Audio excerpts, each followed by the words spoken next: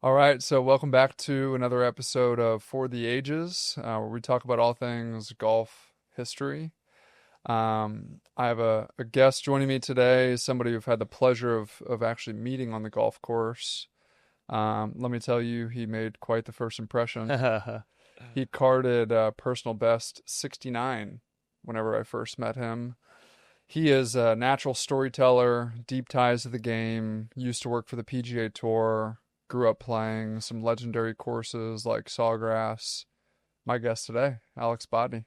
Thanks, man. Happy to be here. What's going on? Where's Chase? Chase is tied up with a commitment. I don't take it personally, but it just looks a little off. That's all. Yeah. Well, we were gonna just put you guys both in that chair too, but no, he's got some work stuff that Okay. he's dealing with, so we'll be sure to relay the message that your feelings are hurt that he's not here to greet you. Yes. Yeah. Please relay the message. So, Alex, why don't you just give us a intro on yourself? How'd you get into the game of golf? Yeah, we'll start Yeah, there. sure. So Alex Bodney lived here in Austin, Texas for 10 years now. I think my relationship with the game of golf is probably unique from most. It's been something that I've been affiliated with or attached to since I could walk. Um, my dad was a golfer. My dad had his PGA Tour card for 2 years. Worked as an executive at the PGA Tour for 25 to 30 years. We lived in Australia and I spent 2 years of my childhood in Australia as a result of the President's Cup moving to Melbourne in 1998. I worked at the PGA Tour for 4 years, kind of my first job out of college. That is why I live in Austin, Texas. I'm extremely grateful for how all of that unfolded. And then, the really interesting part for me individually about the game and about my relationship with my dad and our relationship inside of the game is that I did not enjoy golf at all growing up. And my dad was really great about telling me that he never forced me to play golf ever. And he told me, I can still remember it at like 7 or 8 years old. I don't care if you ever play golf. I'm going to teach you the fundamentals of a golf swing, and I'm going to teach you the rules because at some point in your life, you're going to want to play. And he was right. About 16, 17, kind of started to get the bug a little bit. Was still a competitive basketball player at that point. And then kind of after my collegiate career was over on the basketball court, started to put more effort towards the game. And yeah, it's my favorite hobby and favorite thing to do today. Yeah, love that. Yeah, shout out to Mike Bodney. The man, I had the myth, the pleasure legend. of I had the pleasure of linking up with your dad whenever I was in Ponte Vedra to it was for a work event, but was able to parlay that into another round out at Sawgrass with your old man, and we had quite the time. He's good for a trip around Sawgrass. There's Yeah. no doubt about that. Yeah, the round with him and Phil was unbelievable. I mean, the number of one-liners Yeah. and jokes that were getting tossed around was pretty epic. Yeah, they're a good time. Yeah. So first, we're going to talk about some of the history of money games and the game of golf. Something you and I have done quite often out on the course. I don't think there's ever been a time we've teed it up where we have not played a money game. I don't know that I've ever teed it up and not. I don't play for shits and giggles too often. Yeah, yeah, me either. So it was a natural fit. So before we get into more of the history on that, there are a couple things. So we did just have the Open Championship get completed. Scotty has now won his third leg of the Grand Slam, which at the start of this year, I remember Chase and I were sitting in this very room talking about Grand Slam winners. We did an episode on Rory after he won Sure. the Masters, and we were talking about who is going to be the next person to win the Grand Slam. Funny enough, neither one of us actually talked about Scotty. Really? And Who are the other options? the other options, I mean, the people that were at either two majors already or people that had three of the four. So Spieth, of course, was one that we talked about. Yeah. Even though that's a touchy subject these days. We talked about people like Brooks, people like DJ, even though he's at the tail end of his career. We talked about some other people that had the potential of it, like Colin Morikawa, a couple others. But for whatever reason, I don't think we ever really went that in depth on Scotty. Well, since we're going to talk about money games and stuff like that, I would actually be really curious on what the Vegas odds are of him completing or not completing the career Grand Slam. I mean, I got to think it's pretty high odds that he gets this done at this point. Yeah, but what do you think the odds were back in 2015 whenever Spieth was? Well, did you see the? Oh, yeah. I mean, well, I don't know if Vegas can account for the fact that you can't make every 12-footer that you look at for your entire career. Um, but stuff happens. Stuff happens, yeah.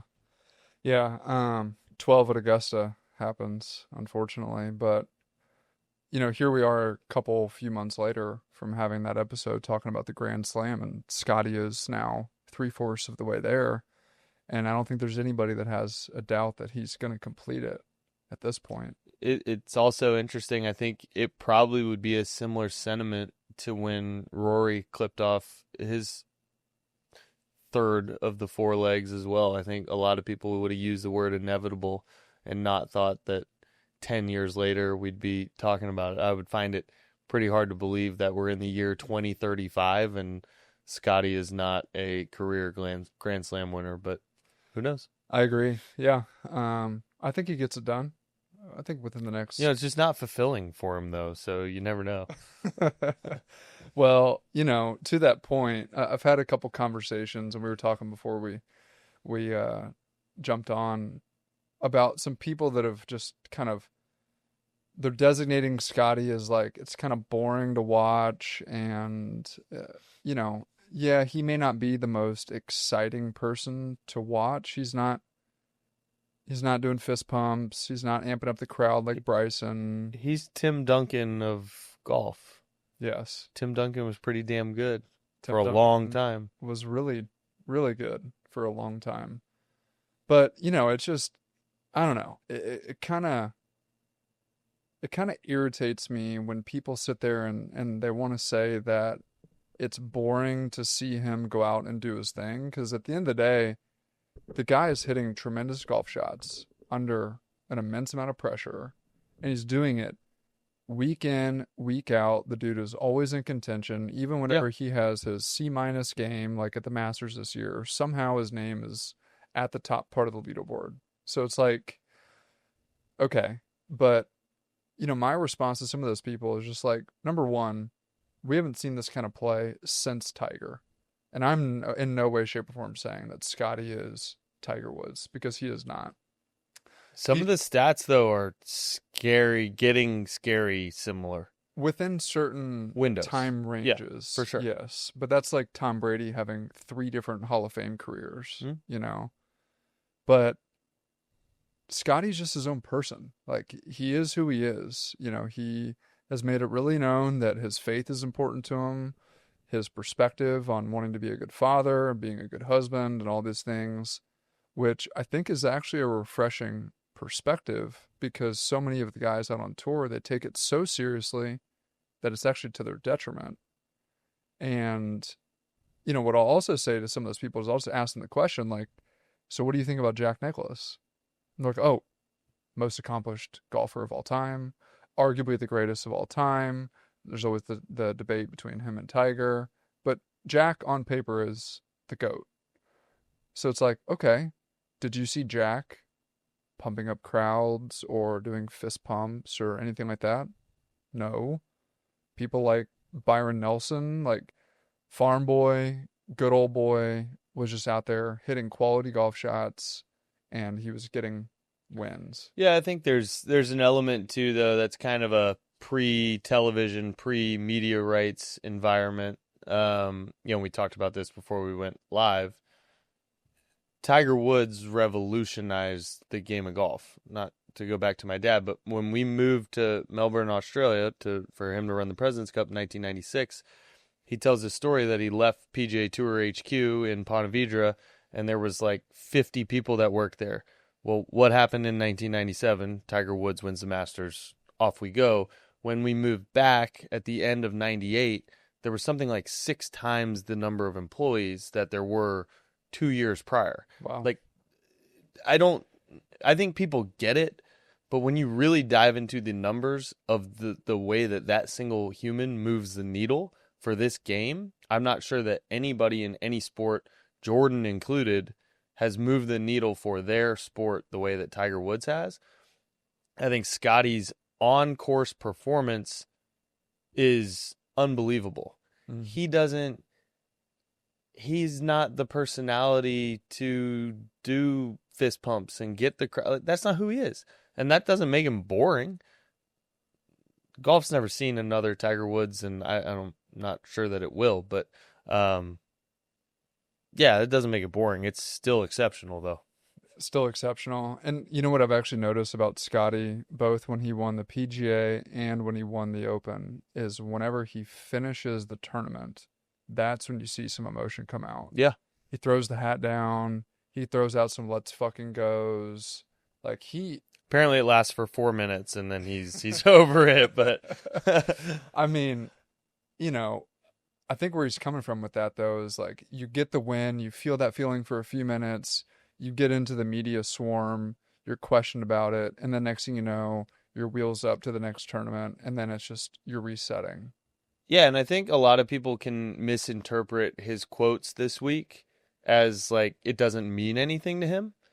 And I think that has to be the farthest thing from the truth. You don't throw a temper tantrum on the driving range at the US Open for 90 minutes with your coach because you don't care.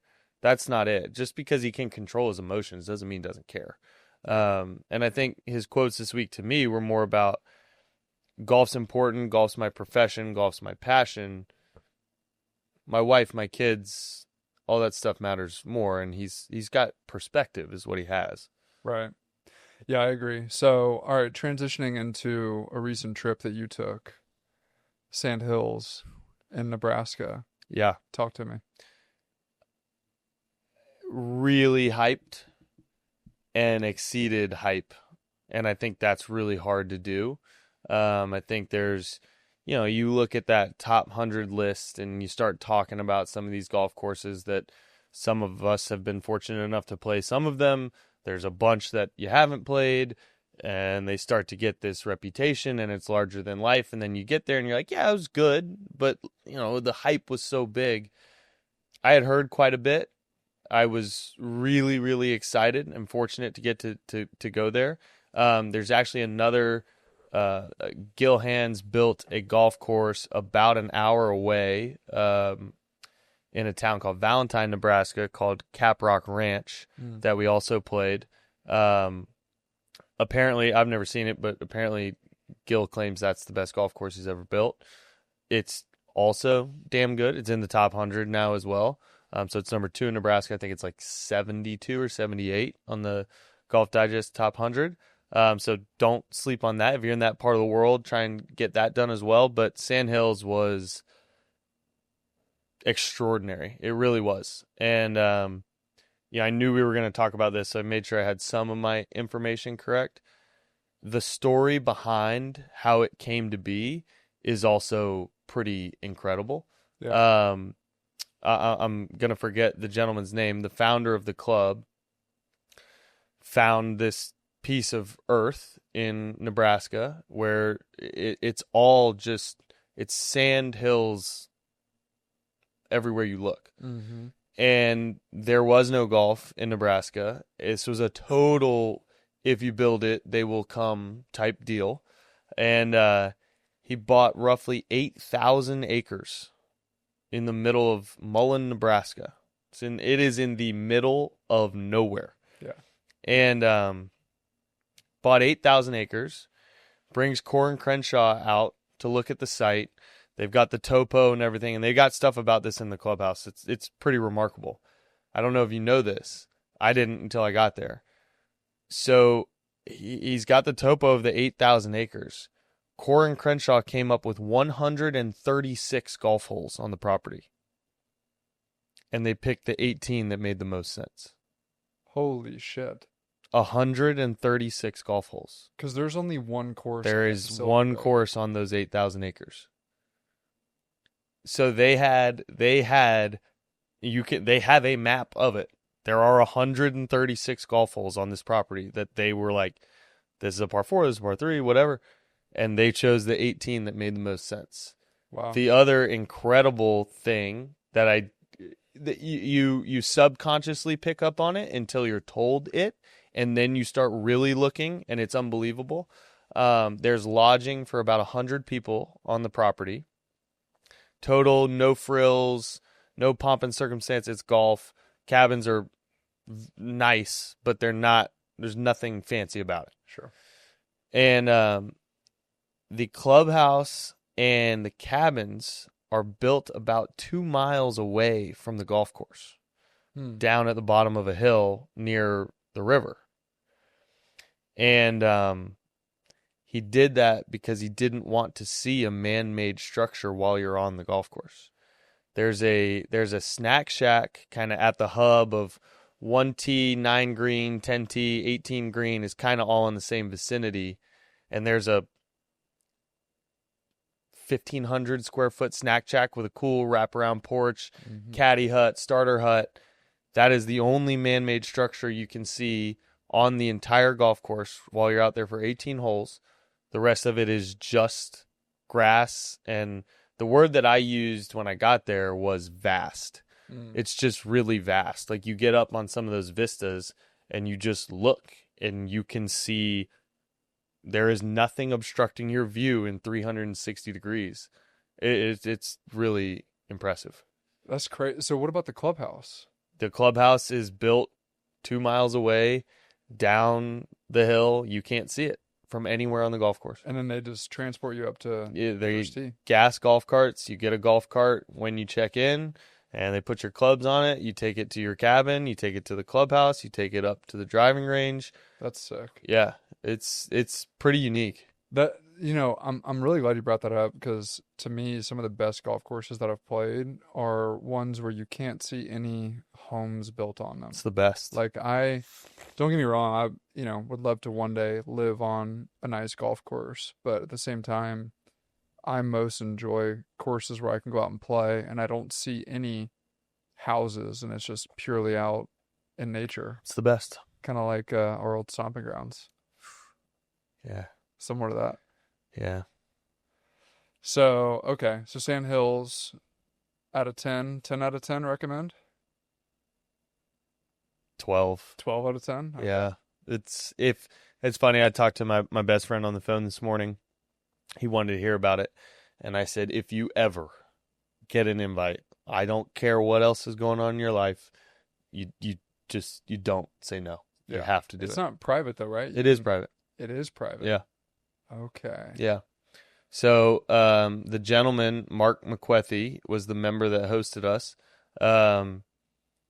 He saw it in a printed Golf Digest spread in 1995, and he was totally taken away by what he saw in the magazine and just cold reached out. And they were kind of out of time. The club had just opened, and they were looking for new members, and so he's been a member not since day zero, but pretty close. And you can tell the special place in people's heart that it holds that have been able to spend some time there. And then another thing too, this is just a personal thing for me. Sneaky might be one of the better logos in the entire game. It's good. It's real good. It's simple. You know what it is when you see it. It's classy. Okay. I told the guys we were going with, I said, man, I hope they're ready in the pro shop. I'm going to burn this thing down when I get in there. All right. Well, now I've got to look up what the logo looks like, just because. It's kind of like it looks like a cattle brand.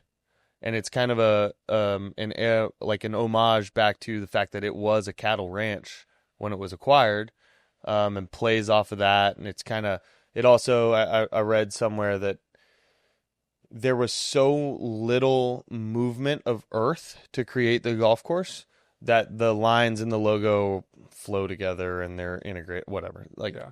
it just looks good. Yeah. Um, That's solid. yeah, and I think I may be slightly off on this stat. I think of all the bunkers that are on that golf course, 2 of them are man-made. Mm. The rest it was all just naturally there. It's really impressive. Yeah. So, theme of the episode today is the history of money games. Yep. So, did you guys play some money games? Yeah, I actually I got introduced to a new one. Oh yeah? Yeah, which is rare for me on a trip. Do you want to talk about it now? Sure. Let's do it. It's called Scotch. Okay. You ever played it? Uh-uh. So, it has to be played in a foursome, I think. There's 6 points on any given hole available. Low team, low individual, proximity, 2 for low team, 2 for low individual, proximity, and then a gross birdie is a point. Mm. And if you get all 6 points, you that hole doubles. Mm. So if you're playing for 50 cents a point, dollar a point, whatever it is, basically if you clear all 6, you get 12. Got it. And so fun game, keeps the low score involved. I think like any time that we play a Nassau or just a simple match play match, okay, I made quad, whatever, move on, we won the hole. That can still obviously happen in Scotch, but any time those games keep the low ball or the high ball, I guess, involved, I think that adds something to it. Yeah. Yeah, for sure. Well, we're gonna have to add that to the list next time It's good. Yeah, I liked it. And then there's like similar to kind of Wolf Hammer, there's a roll and a re-roll. So the team that is leading in points tees off first every hole. Even if they got beat on the previous hole, the team that has the most points tees off first. So if you hit 2 shitty tee shots, the team that's losing can roll. That means the bet's doubled on that hole. Then the team that is leading can then re-roll anytime that they'd like during the course of that hole. Got it. So they can roll. It's basically a hammer and a hammer back. They see the tee shots. Yeah. Yeah. Interesting. Yeah, it's good. Might have to run that on Sunday then. Yeah. So, a little bit of some of the history and the origins of money games in the game of golf. Obviously, golf started back in like the 15th century in Scotland. What's interesting is wagers were included almost from the start. What I found really interesting in doing some research for this episode was people often played for money, of course, but also land and livestock. Wow. So could you imagine, like, you and I have... Would you put Frankie on the line on the first tee? Depends on who I'm teeing it up against. Yeah, fair. If I know that I'm gonna get to number 18 at Lost Pines, then I probably would. Yeah, that's fair. But I would have to have something in return for that. Yeah. Frankie's a big bet. I get it. Little guy, but big bet. Yeah. But I thought that was really cool, and like looking at how it all started. And just speaks to the times, right? Because bartering was the thing back then. So it makes sense that you might gamble ahead of cattle. I do think it's interesting, playing a ton of other sports throughout my life. Today I play a lot of paddle, play whatever it is. Still play a little pickup basketball, try not to play any at all, but every once in a while. It's not like commonplace to gamble in any of those other activities. It's not totally like not present, but to walk to the first tee of a golf game and to not have a bet is really odd. Yeah. And that's pretty interesting and unique to golf, I think.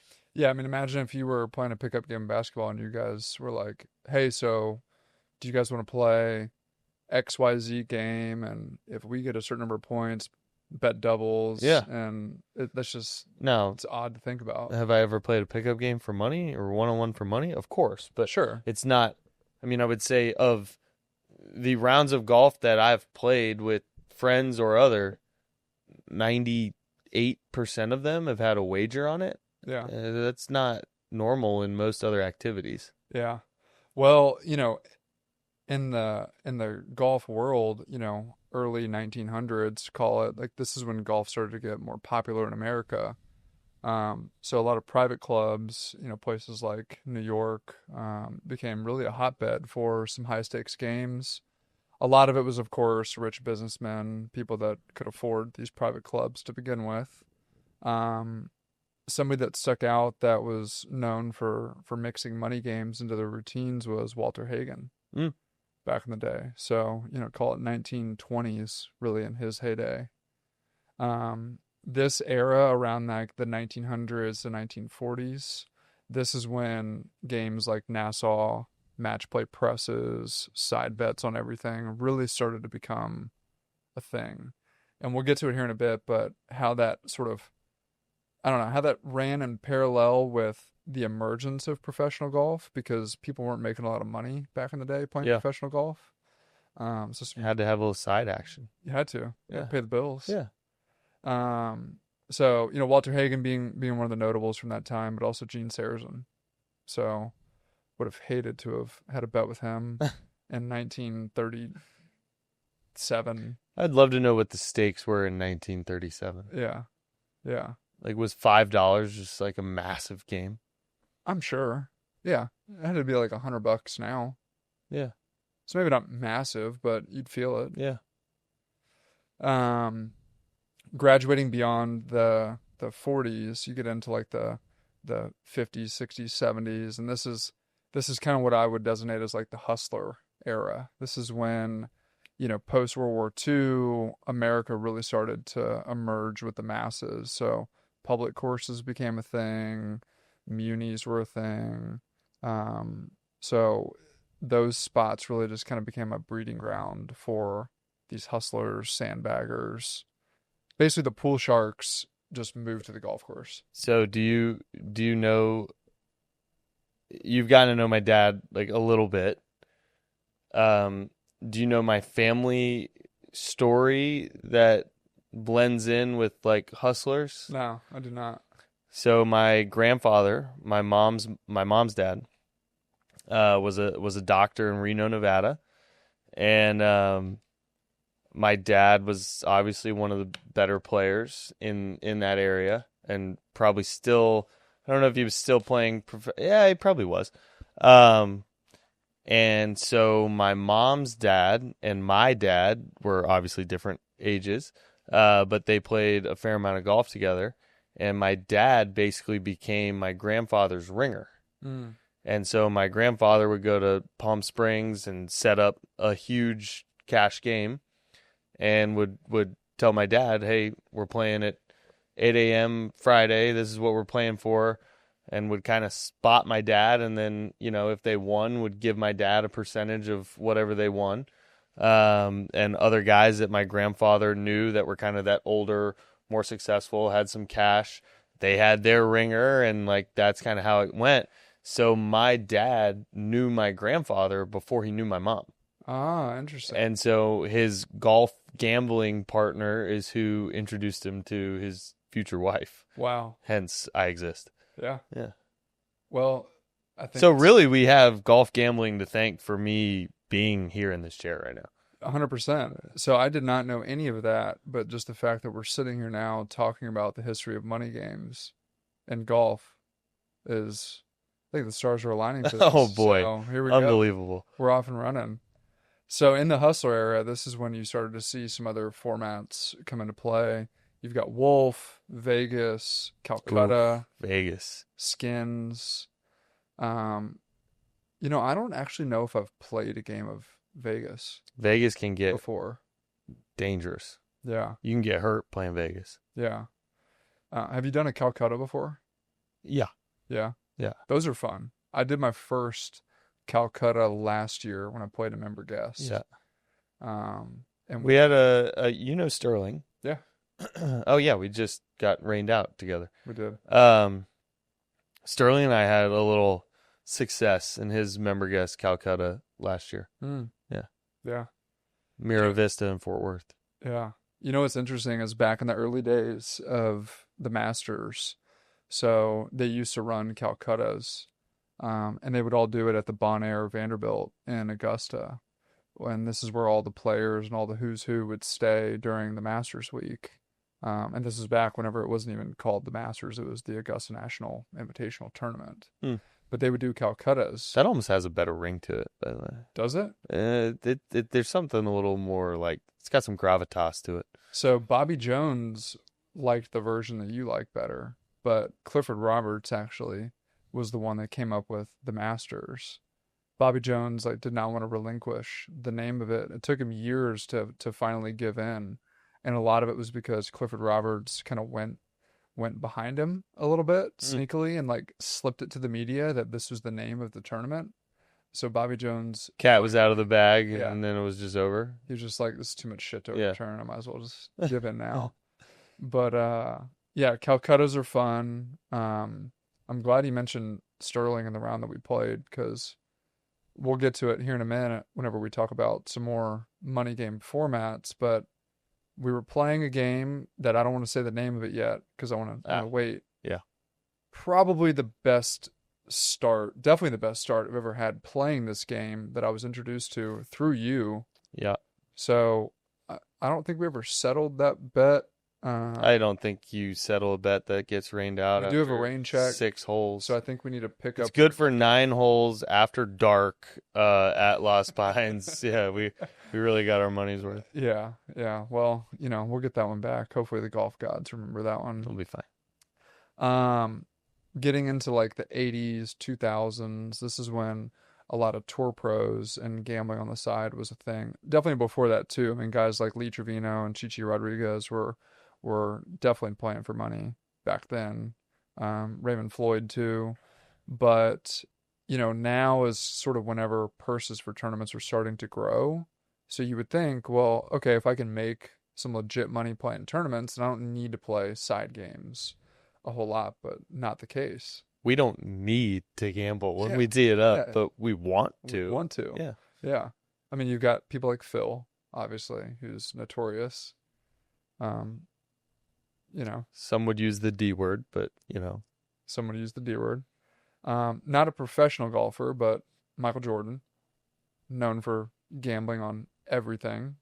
I think in the Last Dance documentary, I think there were stories of him actually going up to the front of the plane, playing cards with some of the other guys in the roster that weren't like the stars, and they were only playing for like $1 a hand, and they were like, MJ, you don't want in on this action. It's like only $1 a hand. And he's like, no, I want your money in my pocket. So I actually met a guy that had caddied for him quite a bit down in South Florida, and the conversation starts going. It's like, are the numbers real?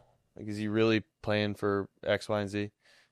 And the guy was like, all I can tell you is he will do his research, and he wants to know what hurts you, and that's what he wants to play for.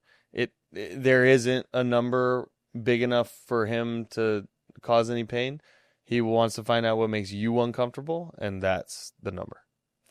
So I'm glad you brought that up because to me, playing around a golf, don't get me wrong, it's very enjoyable. But when you can play for money, you kind of see like the true character and the people in your group start to come out.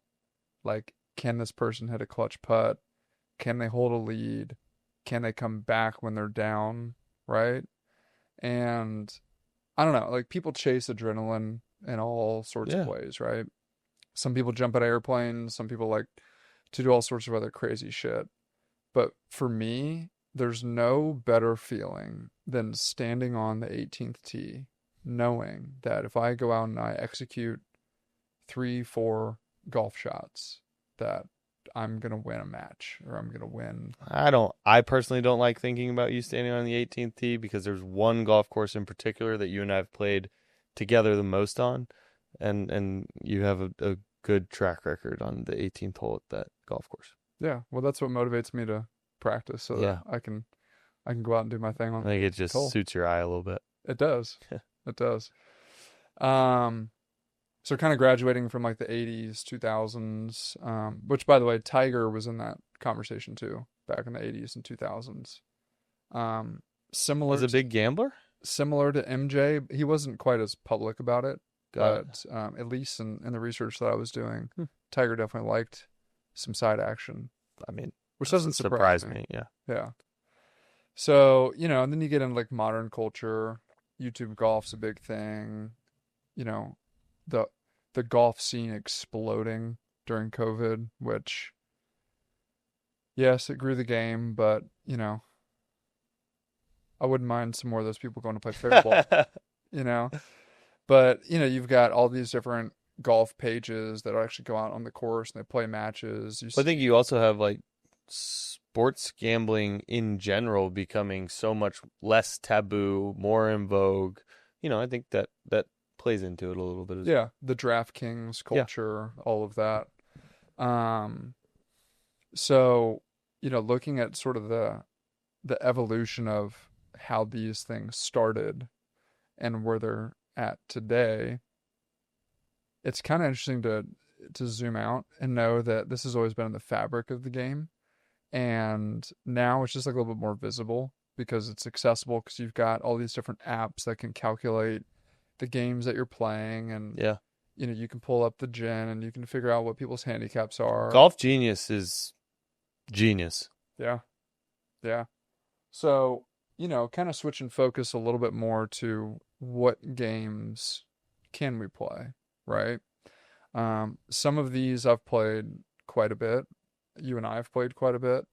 Some of them not so much, but just for the fact that this is a golf history podcast, might as well get into Let's do it. some of these games. So, we'll start off with Nassau, one of the most classic games, right? So it's basically, for those that don't know, Boring.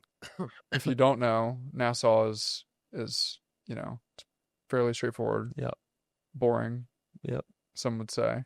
It does get tiring when that's what you do every Saturday or Sunday. Yeah. It's not a bad game, but you gotta mix it up. Yeah. So 3 separate bets, front 9, back 9 total. You can have optional presses. That to me is where things can get a little bit dicey, but the origin of Nassau actually came from Nassau Country Club in Long Island. Hmm. And this is in like the early 1900s. And it was really just designed to protect players from losing big on just a single bet. So you've got 3 opportunities. So if you have a shitty front 9, you can come back on the back 9, vice versa. Yep. So it's clean, it's a classic game, but yes, it does get exhausting after a while. Then you go to like something like skins, which I don't really play skins a whole lot with. The only time I play skins is if you're with a group of more than one group. Like if you have 8, 12, 16 guys, that's a ton of fun. But yeah, I mean, if you just have a foursome, it's kind of a meh. Yeah, I agree. There's a tournament organization that I play with that plays all over Texas, and they have optional skin games you can buy into. Yeah. Which makes sense because you've got like 40, 50 Right. plus Yeah. players. So And you make some sneaky eagle somewhere, and bam, there you go. yeah, pay for some gas and the entry fee for sure. Skins, each hole's worth set dollar amount. If no player wins, then the money or the skin rolls over to the next, which then just builds pressure on those next holes. So skins games actually took off more like in the 1950s was whenever it became more mainstream.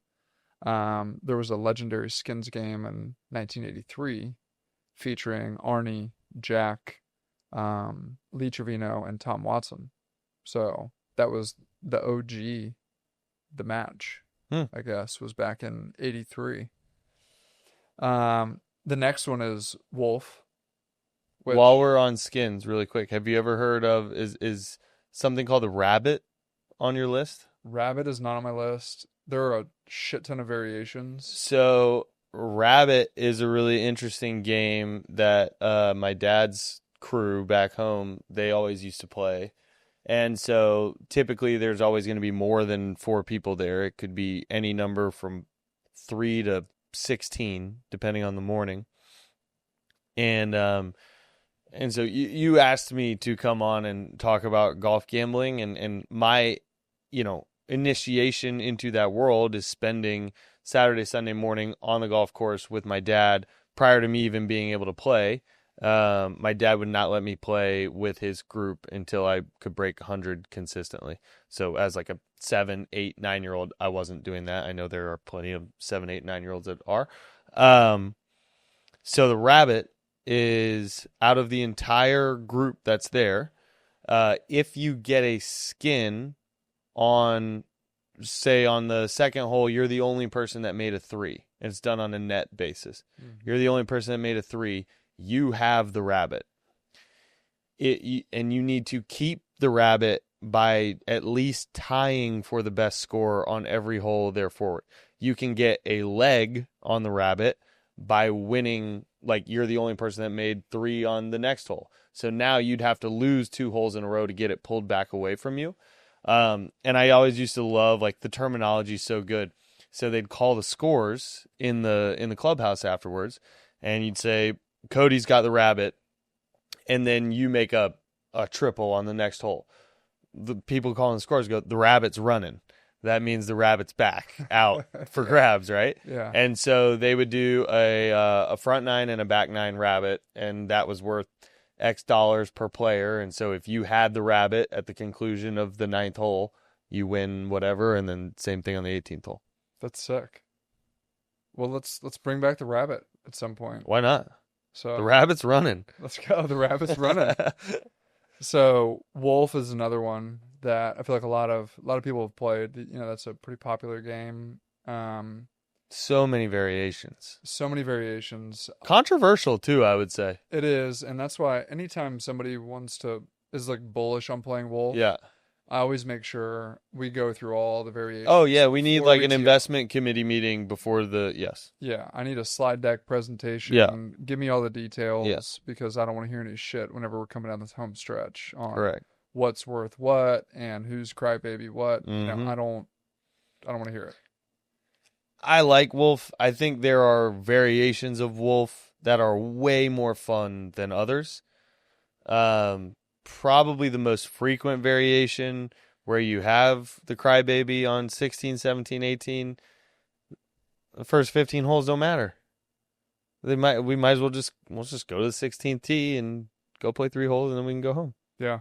That's my beef with Wolf, is that you can play 15 beautiful holes of golf and then somehow you end up owing money because somebody got hot for the last 3. But anyways, originally it was cooked up in the South, so no like definitive time frame of when this happened, but you know, it's definitely a strategic and a psychological game. My main thing with it is just that it takes too long. Yes. So it takes way too long. I've now got a couple different variations to solve that problem. And for anybody listening that's never played Wolf, the reason that it takes too long is you have to go in sequential order based on the 1, 2, 3, 4 slot that was decided before you tee off. So whoever's 2 tees off on 2, whoever's 3 tees off on 3, number 2 is going to tee off on 6. And so if I'm in the cart writing down a score or wiping my hands off or doing whatever, nobody else can tee off until I get to the tee box to hit the first tee shot. It just slows everything down. So 2 variations that I've played that make it way better. One is on odd holes, the 2 balls on the left side of the fairway are on a team. On even holes, the 2 balls, well, in a fivesome it would matter.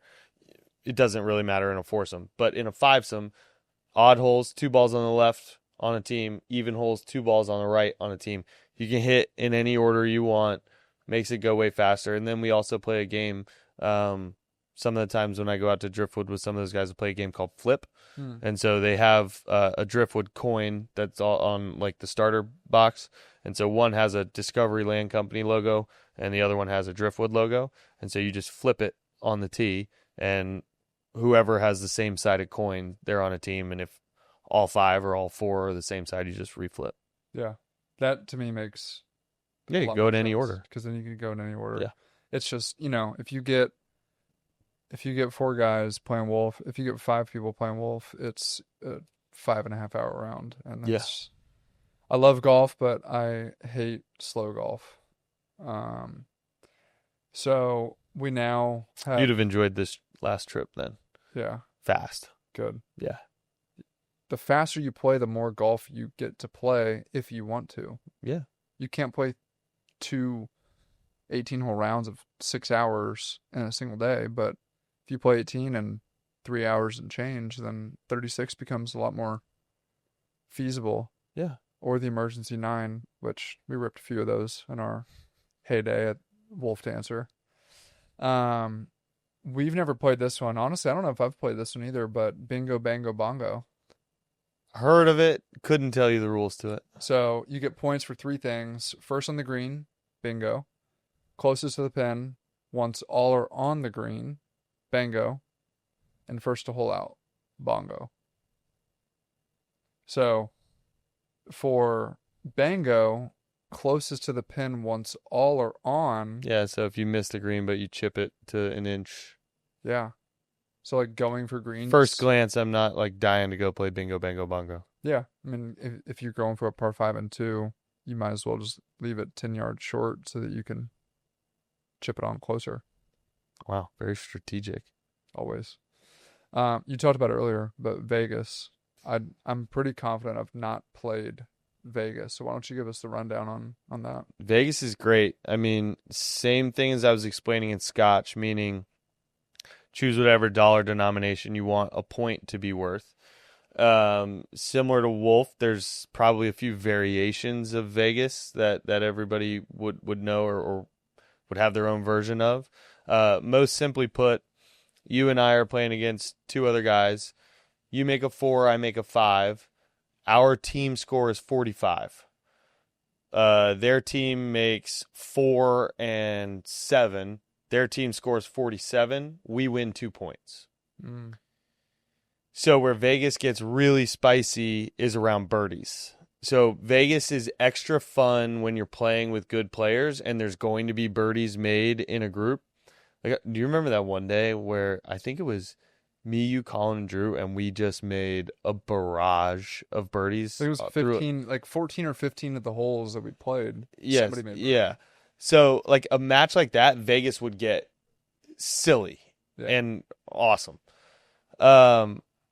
So par 4, you make 3, I make 4. Our score is 34. They make 4 and 7 again. Because you made birdie, their score is not 47, it's 74. So they get flipped. So now we won 41 points. Yeah. Or 40 points. And what type of denomination do you typically play in Vegas? You can play 50. I mean, you start playing $1, $5, like it can get serious because of what I'm about to say. The last little wrinkle in there, par 4, you make 3, I make 3. They make 4, they make 7. 74 times 2. Why is that? Double birdie. Because we double birdied. Yeah. Okay. Now, the wrinkle there, and there's actually a debate inside of my own individual family, is so they're 74, we're 33. Is the 41 times 2? Or did 74 become 128? And now there's a 90-point gap. That's, Well, I don't know. I mean, No, I'm saying that's again, like on the first tee, we're going to have a conversation. Right. Everybody's going to know how we're going to play. I think as long as you do that, then you're good. No, it's total preference thing. But that game if you're flipping and doubling the flip number, I mean, you can get hurt. Yeah. Yeah. So Vegas, from an origin perspective, was born in Las Vegas, of course, but Scottsdale too. This is back in like the 80s. So, high stakes, as you're saying. Maybe at some point Vegas will make sense, but it always makes sense. It always makes sense. Yeah. Yeah. We love a game. Yeah. I want to, if anything, in preparing for this episode and just having you on today, it's inspired me to play more games and not just get stuck playing the same old. Yeah, and I think you find the ones that you and your friend, and there's also like, to me, I don't want to play Vegas if there's a +1 handicap, a 3, and a 12 and a 17, we're not playing Vegas. That's not interesting. It's not going to be fun. Something crazy is going to happen. If you got everybody's sub 5 handicap, you could probably have a really fun, good game of Vegas. Yeah. So I think it depends on what the group is too and what makes sense. Yeah, for sure. So the next one, hammer. This is, pretty common to use hammer in addition to a lot of other games too. So basically you're just doubling the bet and the team can either accept or deny, and that just dictates Yep. how much that hole is worth. So this actually originated here in Texas among some oilmen and gamblers where, things got a little spicy. And what I've seen in my experience playing, I've actually seen some friendships get ruined with hammer. Like people getting so frustrated that they ended up like walking off the course and that group never got together again type of stuff. We don't have So time for sensitive people, right? yeah, we don't. It was probably a good trimming of the fat, but Stableford, another one that I've not really played a whole lot, so you can score points on each hole instead of I wouldn't times. consider that a gambling game. It was one of the games whenever I was doing some research, like Because you have, like, Stableford would be like stroke play versus match play versus Stableford. To me, it's like a tournament format. yeah, I mean, I'm sure you could just go play with your buddies and say every point's $1 or something like that. But right. yeah. I think that's kind of what they were getting at, but we talked about Calcuttas earlier too. Really cool. Just it's an auction of teams before an event, so you can really get strategic on who like what horse are you going to bet on. Mm-hmm. And yeah, I played my first one last year, and it was a ton of fun because we actually had some pretty good odds. And I Did you guess bet on yourself? we did. So I learned all of this last year because it was the first time It's playing. complicated. It is, and I am the type of person, and I feel like you know this, that once I know the game and once I generally know the rules, I want somebody else to keep score because I just want to focus on like playing golf. Yeah.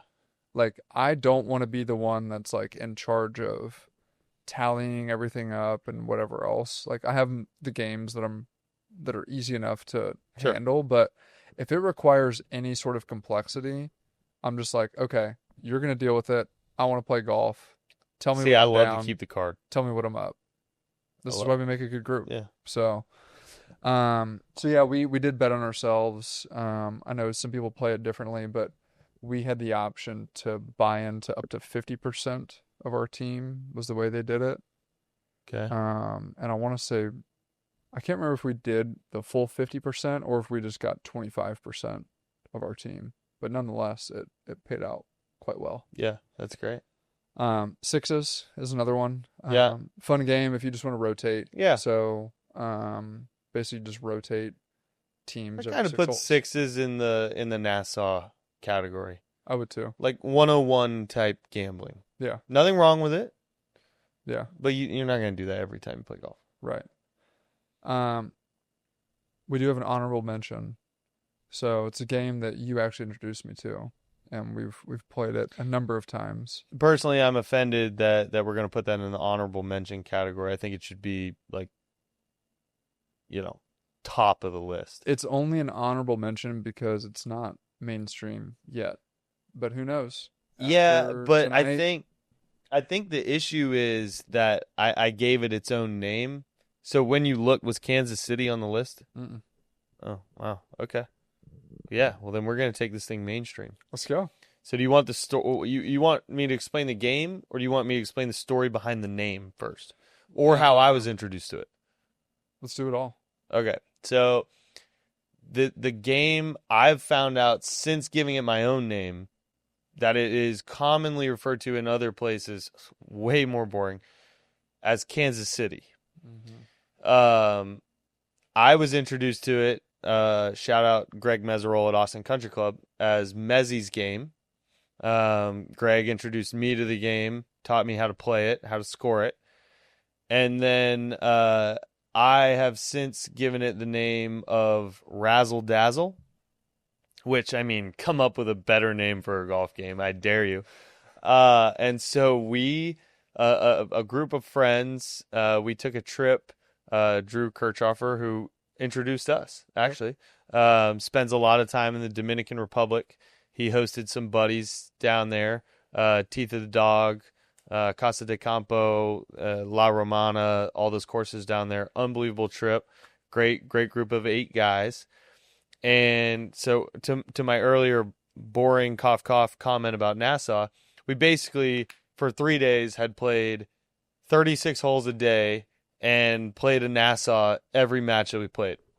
So our mutual friend, God bless him, Colin Crane, comes to me on the last day of the trip. We're on the putting green. We've already gotten done hitting balls. Everybody's warmed up. And he looks at me and says, Bod, I cannot play another Nassau. He goes, I need something with some pizzazz. And I was like, you want some pizzazz?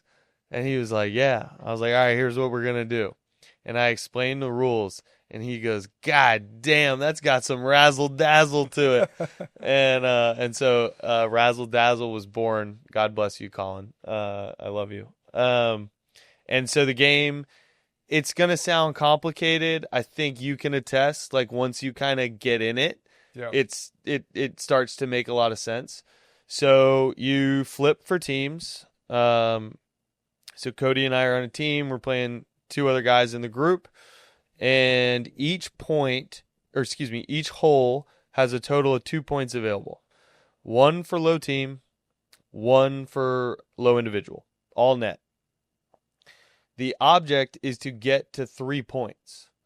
Where it gets a little bit interesting is example, first hole, you make 4, I make 4, they go 5-5. We would win 2 points. We had 8, they had 10 for the team. We had a low score of 4, their lowest score was 5. We win 2 points. If on the second hole they go 4-5 and we go 4-6, they're going to beat us on the team and we're going to tie the individual so they get a point. In that situation, it is now not 2-1. It is 1-0. We're up. They took a point back from us. So it's kind of cornhole scoring. And the object is to get to 3 points. When somebody gets to 3 points, you reflip to see who the next set of teams are.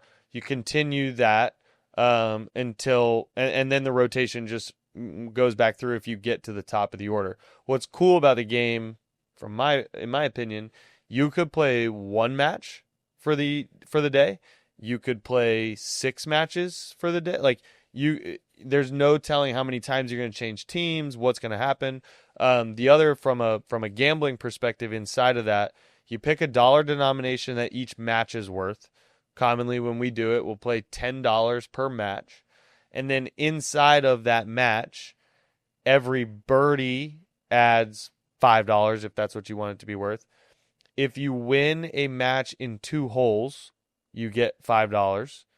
And if a match reaches the 5th tee of that match, it adds another $5. And so what's kind of goofy but also fun about it is you may make 2 birdies in the course of a individual match, and you might lose the match. Well, you just put $10 in my team's pocket by making those birdies because you lost the match. So that is Razzle Dazzle, and it is a great gambling game. It is a phenomenal game. I've thoroughly enjoyed playing since you introduced me to it. So there is some strategy to it. I'm glad you mentioned the birdies. Like I could make birdies and I would be putting money into your pocket because there are situations where you might have a short putt for birdie.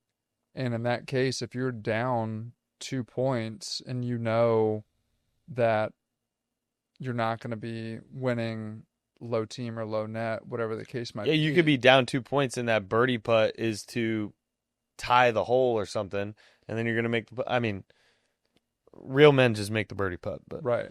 I mean, I'm still going to try and make the birdie putt because I want to shoot good scores. But something that we had to go back to, which was a good problem to have, was I don't think we were playing together, but I think I texted you because you're like my resident in-house Razzle Dazzle correspondent, and I was like, "Hey, Alex, So what is an eagle worth in Razzle Dazzle? And you're like, well, I guess 10. If birdies are worth an Yeah, extra it should be 5, worth then a it should be worth double. 10. Yeah, So I guess that begs the question, what is an ace? it's an eagle. It's an eagle? Yeah. Okay. I It's would, way more expensive than whatever you won in that match, depending on who you're playing golf with. yeah, but I don't know. Maybe we'll take it up with the Razzle Dazzle committee to see. I feel like an ace it's got a different feel to it. Well, Uh, definitely it's a different feel to it well, than I an wouldn't know. eagle. Yeah. Yeah, sad. One day. Yeah. One day. So yeah, Razzle Dazzle. I think I told you because I had to call you when I was in the course. We had a gnarly game going at Lake Cliff. This is probably 3-4 weeks ago, and we switched teams after the third hole, and then we had the same teams for the rest of the round. That's so good. And Like, it was nuts. unless people have played it, the tightness of that match has to be so good in order for that to go 15 holes. Like, that's just a great match. And what's crazy is both teams, we were both up for multiple holes, 2 points Yeah. to nothing, because it's cornhole Yeah. scoring. But so we had big swings. Yeah. It's fun. We were both respectively up 2 points with a chance to close it. Didn't, and then it would just go on to the next hole, and then the other team would get fired up. But yeah, it's a ton of fun. It's great. Ton of fun. So a couple notable golfers that I want to talk through that have made an impact in just like the world of money games. Lee Trevino is one of them that absolutely comes to mind. So for those that may not know, Lee Trevino, he grew up dirt poor. Was born in Dallas. Was raised by his mother and his grandfather near a cemetery. So he actually picked up golf, not at a country club, but by caddying and picking up balls at a local driving range. So he was somebody that came from very humble beginnings. Before he ever played a PGA Tour event, Trevino was already somebody that had a reputation for like this is a guy you need to look out for, right? He was feared in that respect, especially in the Texas circuit. But what I found really interesting looking into Lee Trevino, so he would actually give strokes freely, even when he didn't need to, just so that he could make the game more appealing. So his whole strategy was kind of like the bait and switch method, right? He would play left-handed, or with fewer clubs to just like challenge people to just entice them into the game. And he would create weird formats and things like that to just. You should start playing me with like 7 clubs in your bag. I think I'd play you straight up. How many clubs would you want in your bag to play me straight up? Well, now currently you're going to see it on Sunday, but the mini drivers in the bag, so definitely that. I would say the 2-iron, give me a 6-iron. Wow, it's a big gap. It is a big gap, but I'm trying to get aggressive here because I'm going to need other scoring clubs. So mini, 2-iron, 6-iron. I'm going to go down to 8-iron pitching wedge. And then I'm going to go 54 putter. Those 7 clubs. You'd play me with 7 clubs? I would play you straight up for that. This is how golf gambling games start. That's right. That's right. So, what was really funny about Lee Trevino, I got an absolute kick out of this, is he would have this strategy where he would give you 3 aside, and then he would end up beating you by 4, knowing that you would come back for more. So like he was like, yeah, like he didn't want to just beat the brakes off of somebody No. because he knew he'd never get their money again. He wanted return customers. Yeah. It was very smart. And again, this is a guy that came from humble beginnings, and this is when the tour was still growing and things like that, and he was paving his way. So this is the way that he was putting food on the table. Respect. His famous quote, of course, I'm pretty positive that you've heard it. I would be shocked if you didn't, but Lee Trevino saying, "Pressure is playing for $10 when you know you only have 5 in your pocket." He's got more than one famous quote, but yes. He does. He's got a lot of quotes. Yeah. Similar to you. you got a little bit of work to do. But another guy who is really notable for just like money games in general, Raymond Floyd. So he's more of like the cold-blooded. He wants you to feel all the pain, and he doesn't care if you come back or not. He just is I don't want to say cutthroat, but he was a military kid, and he came from a little bit more privilege than what Trevino had. But he just had this, fire behind him, and his psychological edge was basically being able to just read people similar to how a poker player would do it. And he would purposefully target younger people, cockier pros, rich amateurs. So he was out there like being a true shark, right? He didn't give a shit if you came back. He just wanted to take all the money that you were willing to bet for that day, which you know, pay respect. And actually, in a recent episode that I did with Scott Fawcett with Decade Golf, he brought up Raymond Floyd and his book, The Art of Scoring, and Scott mentioned, he said, yeah, Raymond would say like, if you and I are equal, he said, I'm still going to beat you 99 times out of 100 because I'm just going to wear you down. So that was just his reputation. Even getting just a lot of respect from people like Jack Nicklaus and Arnold Palmer. They would pick their spots whenever they would play side games with Raymond Floyd. So that tells you something, Yeah. about him. So okay, as we start to kind of wind down for this episode, when you think of some of the most memorable matches or money games that you've played, what are some that come to mind? The first one that comes to mind was playing a game that we both have talked about not loving all that much, which is Wolf. Um, I'll use one name because it's a good story for him, and then I'll keep everybody else out of it other than myself. So this was years and years ago. I'm probably like 25 years old or something, and we're at Morris Williams, and we started playing Wolf for like $2. Nothing serious, and Case McCoy is getting beat. He's getting beat pretty good, so it turns into Crybaby, and he's the Crybaby, and so it goes to whatever, and we get to the 18th hole, and he's still getting beat, and he goes, "It's 100 a hole. It's $100 hole." You're 25 years old, $100 hole with a birdie looming, a hammer, all this thing. It's like, all right. So he hits his tee shot, and he says, "I'm going lone." So that doubles it, and he didn't hit that great of a tee shot,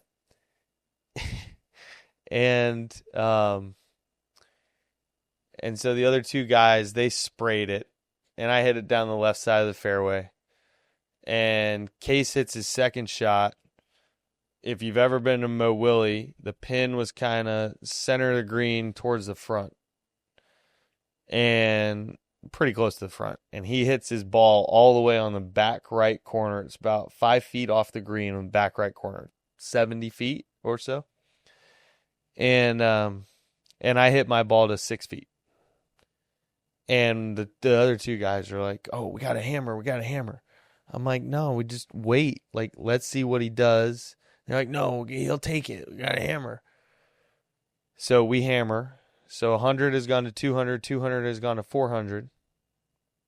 And Case gets up and hits this 70-foot putt from 5 feet off the green. And this thing went in like he hit it from 8 inches away. It went in perfect pace, dead center of the hole. He helicopters his putter as far as he can throw it. And he is running a lap around the 18th green, yelling, "Hammer back, hammer back, hammer back." And so 200 had gone to 400. 400 went to 800 with the birdie. 800 went to 1600 with the hammer back. And I'm not afraid to say it. I power lipped a 6-footer, and yeah, it was a good day for Case. It was a bad day for the rest of us. But Oh, that was honestly like one of the more memorable 18th hole gambling matches that I've had. The other one, you teased it in the beginning, but my introduction to you was it was a little in your face. You did accuse me of sandbagging and a few other things. I didn't take it personally. I was riding way too high. That was a fun day, obviously, for me. yeah, and I had some other ones written down too, I think. I'll say it right here now too, because I know I've talked about it a few times just to give you some shit, but we don't need to bring it up again. So this will be the final on the record discussion about it. Not if I have anything to do with it. Well, at least for that round. Um, so I meet you for the first time. I join. At the time, it was Wolf Dancer. It'll always be Wolf Dancer. Always be Wolf Dancer. Phenomenal track outside of Austin. Used to be our baby and our home. I met Drew Kirchhoffer by being out there. I was playing a Twilight round, linked up with him, started playing, and he was like, "Hey, I've got another couple guys that we play with. Like, come play with us on Saturday, whatever it was." It's like, "Cool, see you guys then." So we get out there. This is when I meet you, and I meet Colin Crane for the first time. So, oh, these guys are cool dudes. Look like good golfers. It's gonna be fun. So we get started, and it's like any other game. And this is my first time playing a full round of golf with all three of you guys, and the three of y'all had played a number of times together. A lot, yeah. So you guys had already had a lot of experience. So I'm the new guy in the group, and next thing I'm playing a pretty solid round. But next thing I know, I'm like down a fair bit of money because you were on an absolute heater. I don't remember what we were playing. I'm assuming we were playing like a Nassau. We were playing a Nassau Yeah. game for sure. And I remember getting to the 17th, no, it was the 16th 16th tee. hole.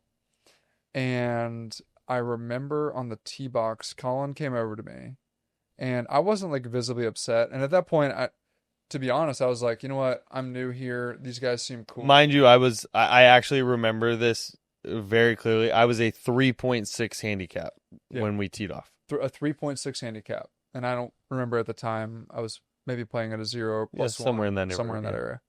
So on the 16th tee, Colin comes up to me, and at that point, like, we weren't playing for crazy money. So I'm like, I don't care. Like, for that game specifically, I was like, I don't really care if I lose money here, because honestly, these guys are cool. Seems like it'd be a fun group to run it back. Other than the redheaded cheater and the other team. So Colin comes up to me on the tee and he goes, "Hey man, just by the way, I've never seen Bodney play this kind of golf before." And I was like, "Hey, no sweat. Like, sometimes you have your heaters and you get into it, and good for him, right?" So we kind of left it at that. We get up to 16. It was just a tough par 4. It used to be the best hole in the golf course. Used to be. It is a true golf hole for sure. And correct me if I'm wrong, you were probably 20, 30 yards short right of the green. No, I was like greenside. I was greenside right. Kind of over. Remember that bunker used to be Yeah, it over was there? over the bunker. I was like in the no, the greenside bunker. I was kind of in like the face of the greenside bunker. Okay. Uphill lie. Yep. Not like super thick rough, but thick enough to where it would impact the shot. And I'm sitting there, and we're down money at this point. I think I had hit a pretty good shot. I had a birdie look, and I was like, okay, great. Like, we actually might pick up some money here on this hole. And you fucking chip it in for birdie. And I look over at Drew, because him and I were partners, and I was just thinking to myself, like, what the fuck is happening right now? Like, there's no way this guy is a 3.6, because at the time, that puts you to 2 under. To 2 under. So anyways, long story short, we finished the round. You ended up carding a 69. Yep. Career best. At a very hard golf course. At a very hard golf course. It is a player's course for sure. You birdied 18 to shoot 69. Yep. Which 18 was a fun hole. Yep. Great gambling hole. Great finishing gambling hole. A lot of money would exchange hands on that hole for sure. But and again, I think Colin felt like a responsibility to like keep assuring me, like, dude, I've never seen this Yeah. before in my life. And I was like, dude, it's all good. And I genuinely like didn't care because I was like, hey, these dudes are cool. We're gonna run it back. I'm gonna get this money back at some point. But now Alex's handicap is about to be fucked because Well, I don't know if you remember what else happened. That was like it was like a holiday weekend. And I think that was on a Friday. And so we did that on a Friday. I shot 69. That holiday weekend, I shot 69, 74, 72. The best 3 rounds of golf that I've put together ever. And so on that Friday, I woke up as a 3.6. And when I woke up on, I don't remember whether it was Monday or Tuesday, I was a 0.6. And that cost me so much money over the next 6 months because you can't get your handicap to go the other direction. It took a lot of work to get back in the twos and threes. yeah, it did. So I think all in all, we probably settled up about net neutral between the games because there were some times where I was able to get some money Over back our lifetime? over our lifetime. No, you're in the black. You think? 100%. Yeah. Okay. Yeah. Well, I guess with our games, Drew and I, for whatever reason, whenever we'd flip for teams, him and I would usually be the ones that were partnered. So, and yeah, we talked about it earlier, but 18 at Wolf Dancer, that was always a fun hole. No, I know this is a kids program, but the 18th hole Wolf Dancer was your bitch. I like to be a little bit more respectful Yeah. to the game and to the Facts are golf course, facts. but we got along really well. Mm-hmm. Yeah, had Yeah. had a good scoring average. Yeah. But okay, so as we wrap up now, a couple questions that I ask every guest. Out of all the courses you've played, I and got I got this past week altered some thinking, but yeah, but you've played a lot of great courses. We talked very about fortunate. Cypress earlier. Yeah. Grew up playing TPC Sawgrass. You've played Ballybunion. Mm-hmm. You've played Royal County Down. I have. Um, Wolf Dancer, of course. Obviously. Got to put Arthur Hills National, as we like to call it. that. So, favorite course that you've played to date? I'll take a easy road out, and these are lame chalk picks. Royal County Down's #1 in the world for a reason. Um, it almost was my favorite golf course in the world for a very different reason, but 1 millimeter away from an ace. I recall. Yeah, Yeah. tough. And I think Cypress for me, just on his own merit, obviously, but my dad's a West Coast guy. I grew up just hearing about this historic monument to the game of golf, and the round of golf. I've actually played there twice now, but the first time that I saw it was with my dad, my stepbrother, my stepsister's husband. So to be able to do that walk with my dad, who that's his #1 of all time. And if I've played a lot of great golf courses, my dad's played 50 times the number that I have. And so that one's kind of special. And we were talking about it before we sat down. I'm like, man, take the ocean and the history away, and then you put that up against Sand Hills. Sand Hills is pretty damn good. I mean, it was funny. I sat there today as we were talking about this, and I was looking. It's 8th in the country right now, and I was looking at the courses behind it. If you go down that list, kind of like 9 through 20, there's some unbelievable golf courses on that list that are below Sand Hills. And I'm telling you, man, it's that good. Like, it deserves that ranking. So I didn't realize that Sand Hills had been around for what, 30 plus years? 94. Okay, so yeah, 31 years it's been around. Yep.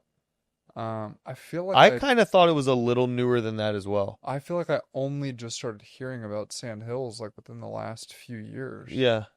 I mean, I haven't been that into kind of that list and paying attention to that too too much prior to this, but yeah, I kind of agree with you. I thought it was built definitely in the 2000s. Yeah. I thought it was more in like the Bandon era. Yeah. But no, 94. Well, speaking of Bandon, there are some really solid courses that are under construction right now. We've got Rodeo Dunes outside of Denver, I think Yeah. out near the Denver airport, and then it's Pine Dunes, Yep. East Texas. We've got to get out there. Okay, so we talked about favorite courses, and there are no cliche answers. I mean, Yeah, I really, mean, it's funny you talked about I did this list. So you said Ballybunion. Ballybunion's actually not on my list. mm, I did think it was absolutely incredible. I was trying to be kind of, you know, international and US. Carnoustie to me was last summer was the first time I had gotten to go over there and experience links golf. Carnoustie to me was, having not been there, what I thought links golf would be. Carnoustie was that. mm, And then in the same vein as Cyprus, getting to walk across the bridge at St. Andrews with my dad, like, that's a pilgrimage for any golfer. The 17th tee shot is one of the coolest things. You are aiming over the top of a hotel. yeah, Like, literally, it's not like kind of in your field of view. To hit a good shot, you have to hit it over the hotel, which is obviously pretty interesting. Oakmont, obviously recency bias here, having just hosted the U.S. Open. I've had the opportunity to play there. That place is insanity. Bethpage, I always throw Bethpage on there. I'm a relatively fit, in shape person, and Bethpage Black. We played, we walked, we carried our clubs. That is the only round of golf I've ever played in my life. Not hungover, not on a lack of sleep, like fully ready to go. mm, I was physically exhausted when we were done with the round of golf, like mm, toast. yeah, That is like the Ryder Cup. I've been to the PGA Championship there, been to what used to be the Barclays there. That is going to be a special atmosphere for a Ryder Cup in a couple weeks. yeah. Well, quick shout out to John Millman, who is the founder of Golf Life Metals. He lives literally 5 minutes away Oh, no joke. from the Black, and yeah, he's the guy who created the ball marker for Rory, the one that he won Yeah, the yeah. Players and completed the Grand Slam with. Sick. So yeah, John, if you're tuning in, I have no doubt you're going to be dialed in for the Ryder Cup. I have two. Can I throw two more like sleepers out there? Please do, yeah. One is actually public. Ridgewood, Paramus, New Jersey. There's so much good golf in the tri-state area. Ridgewood's just kind of like a homer pick for me. That's where I ran the first event that I ran for the PGA Tour. That's where it was. Unbelievable. 27 holes. So good. And then I just think Harding Park is one of the most unique facilities in the United States. You have the city of San Francisco. It's a municipal golf course. The TPC operates the golf operation. The city of San Francisco still operates the agronomy, and all the agronomy staff are city of San Francisco employees. There's a model that you and I have talked about, and we won't share any big secrets here, but super cool. Like if you and I went to go fly out there and wanted to go play Harding Park, it would cost us $400 or whatever it is. If you have a state of California driver's license, it costs $100. I'm making these might not be exactly correct. $100 if you have a state of California driver's license, and if you have a city of San Francisco driver's license, it's like $50. So cool. It's a totally public facility, meaning there are people out walking their dog. There are people doing Tai Chi next to you on the 18th tee box. Like, it's so unique, and it's a major championship golf course. Yeah. Yeah. Yeah. Colin Morikawa won, was it PGA the Championship. PGA Championship? Yeah. Yeah. So, yeah, I mean, you've been blessed to play a lot of Yeah, I have. courses. Very fortunate. But I also know you, and I know you've got a bucket list cooking up too. So what is the dream course or few dream courses that you've not yet played? Yeah, so inside of kind of the Monterey loop there, I always tell people like if you get the chance, Pasa Tiempo is a little bit of a drive if you're doing that trip, but you have to do that. But the one that I haven't done kind of in that general area is MPCC. So I would love to check that off the list. I am checking Bandon off the list in a couple weeks. Super excited about that. You talk to some folks that have spent some time there that have also played some incredible places, and kind of it seems like the consensus is if you just want to go to one destination and play incredible golf for 4 days and that's all you're going to do, that's the place to do it.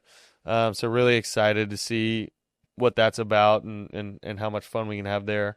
I've not played any golf of any of the kind of big names on in the Hamptons or Long Island, like Shinnecock, National, Sabonic, like some of those. I haven't had the opportunity to do that, so that's on my list. And then, we talked about it in the beginning of the episode. Golf took my family to Australia as a kid. The President's Cup was held at Royal Melbourne in 1998. It subsequently was held there in 2000. Boy, I want to say like 11 and 19. I don't know if that's right or not. I would love to play Royal Melbourne. I've never done it. I haven't had the opportunity to get back to Australia since we left. I was a little kid, and I think that whole Sandbelt area, like you just hear about the quality of golf. So that kind of region is on my list too. Yeah. I'm really curious to sit down with you, just tee it up again once you play Bandon, because how I'm hearing you talk about sand hills, no frills, it's truly just like you're going out there to play a pure golf course and taking the views, and that's it. Whereas Bandon, from the people that I know that have been out there, it is a full-on experience. Yeah. Like there are frills and included with that, so I have no doubt you're gonna. I'm not anti-frill. Let me No, let of me be course, clear. Yeah. of course. I think Yeah, I'm okay with frills. both of us are open to all of it. Yeah. But yeah, golf experiences are something that have certainly become more of a thing nowadays, with not just having a solid track to play, but also what does the halfway house look like, or comfort stations, or what's the lodging and some of the amenities and things like that. So There's a yeah, time and place for all of it. there is. Yeah. There is. Well, you're on a hell of a run right now, so I hope you get to keep it up. But yeah, man, thanks so much for coming in to join tonight. And yeah, For The Ages, YouTube, Instagram, X, all that stuff. So that's it for tonight. Cool. Cheers. Thanks, buddy. Yeah.